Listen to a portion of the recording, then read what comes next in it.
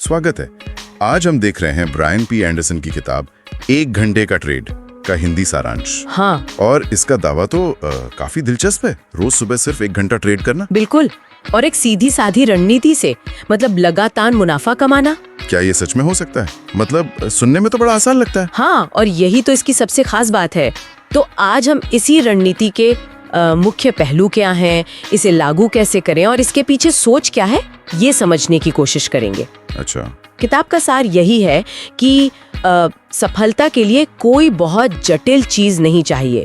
Focus और सही timing वो ज्यादा जरूरी है। ठीक है, तो ये बात मुझे अच्छी लगी कि कई रणनीतियों के पीछे मत भागो, एक सरल चीज पर महारत हासिल करो। हाँ, तो ये सरल रणनीति है क्या आखिर? मतलब शुरुआत कहाँ से करें? इसकी शुरुआत होती है हाई वॉल्यूम रनर्स को पहचानने से। High volume runners? हाँ, ये वो स्टॉक्स होते हैं जिनमें पिछले ट्रेडिंग दिन में, मतलब कल, असाधारण रूप से ज्यादा वॉल्यूम यानी खरीद बिक्री हुई हो। अच्छा।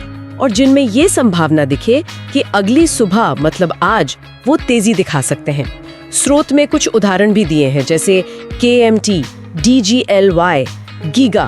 तो बस ये देख लें कि कल वॉल्यूम ज्यादा था, क्या इतना ही काफी है? नहीं, यहीं पर थोड़ा ध्यान देना है। रणनीति सिर्फ वॉल्यूम पर नहीं है। तो फिर ये वॉल्यूम और प्राइस एक्शन, मतलब कीमत किस तरह चल रही है, इन दोनों के मेल पर आधारित है। वॉल्यूम भी ज्यादा हो और कीमत भी एक खास दिशा में बढ़ रही हो। हाँ, तब लगता है कि हाँ, यहाँ मुनाफा हो सकता है। समझ गया। और किताब में जो नए ट्रेडर्स हैं उनके लिए बेसिक चीजें भी समझाई गई हैं, जैसे सपोर्ट रेजिस्टेंस क्या होता है, वो लेवल जहाँ स्टॉक रुकता है या मुड़ता है। बिल्कुल, या फिर मूविंग एवरेज, SMA, जो कीमत की औसत दिशा बताती है। ये जानना मतलब एक तरह से नींव है। ठीक है, तो स्टॉक मिल गया, बेसिक्स पता चल गए, अब असल ट्रेड कैसे करें? उस 1 घंटे में क्या करना है? स्टेप्स क्या हैं? हाँ, तो इसे कुछ साफ चरणों में बांटा गया है। पहला है स्कैनिंग। सुबह जैसे ही बाजार खुले, पहले घंटे में ही ऐसे स्टॉक्स ढूंढना जिनमें हाई वॉल्यूम हो। ओके। दूसरा है सेटअप को क्वालिफाई करना, मतलब चार्ट को ध्यान से देखना। चार्ट में क्या देखें? देखना है कि क्या स्टॉक किसी जरूरी सपोर्ट लेवल के पास है या किसी रेसिस्टेंस को तोड़ने की कोशिश कर रहा है। SMA किधर जा रहा है? ऊपर। लेवल 2 डेटा भी कुछ लोग देखते हैं, जो खरीद बिक्री के ऑर्डर्स दिखाता है, पर वो थोड़ा एडवांस्ड है। ठीक है, स्कैनिंग हो गई, चार्ट देख लिया। अब सबसे बड़ा सवाल, एंट्री कब लें? वो पॉइंट कब आता है? एंट्री का सही समय तब है जब वॉल्यूम और प्राइस एक्शन दोनों मिलकर ब्रेकआउट का इशारा करें, मतलब कीमत एक जरूरी लेवल को पार करे और साथ में वॉल्यूम भी बढ़े। अच्छा, ब्रेकआउट पर एंट्री। हाँ, लेकिन सिर्फ एंट्री लेना ही सब कुछ नहीं है। जोखिम संभालना वो सबसे जरूरी है। बिल्कुल। इसीलिए ट्रेड में घुसते ही एक साफ स्टॉप लॉस लगाना बहुत जरूरी है। ये वो कीमत है जहां आप छोटा नुकसान लेकर बाहर निकल जाएंगे अगर ट्रेड गलत गया तो। और रिस्क रिवार्ड भी देखना होगा। हाँ, बिल्कुल।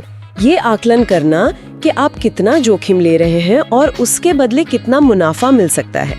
याद रखिए, पैसा बचाना भी उतना ही जरूरी है जितना कमाना। सही कहा, पूंजी बचाना पहली प्राथमिकता। अच्छा, एंट्री हो गई, स्टॉप लॉस लग गया, अब मुनाफा कब और कैसे बुक करें? क्योंकि अक्सर लोग यही गलती करते हैं ना। हाँ, ये बहुत अहम सवाल है।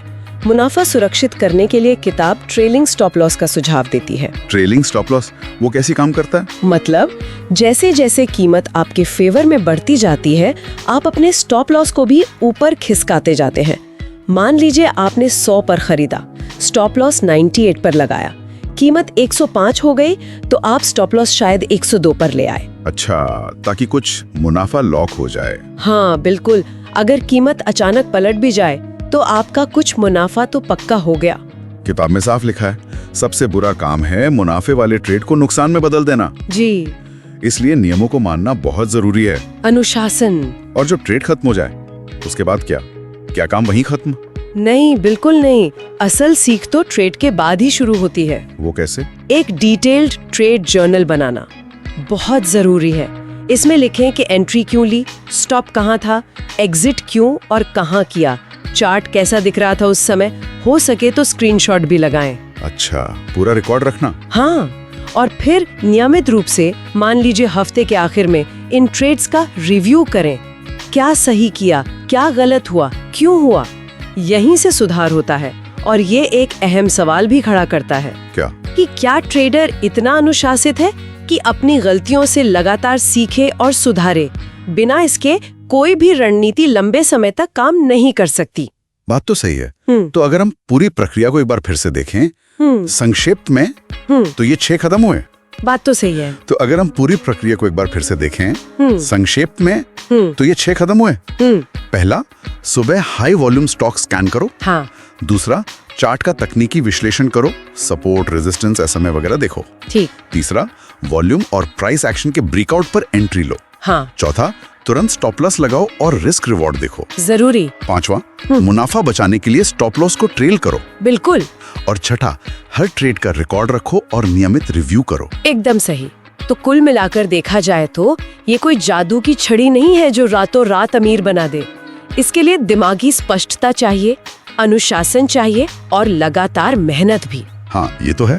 लेकिन स्रोत का तर्क यही है कि अगर इसे सही माइंडसेट के साथ, नियमित अभ्यास के साथ किया जाए, अपनी भावनाओं पर काबू रखकर, हर ट्रेड से सीखकर, तो ये 1 घंटे की रोज की ट्रेडिंग लाभदायक हो सकती है।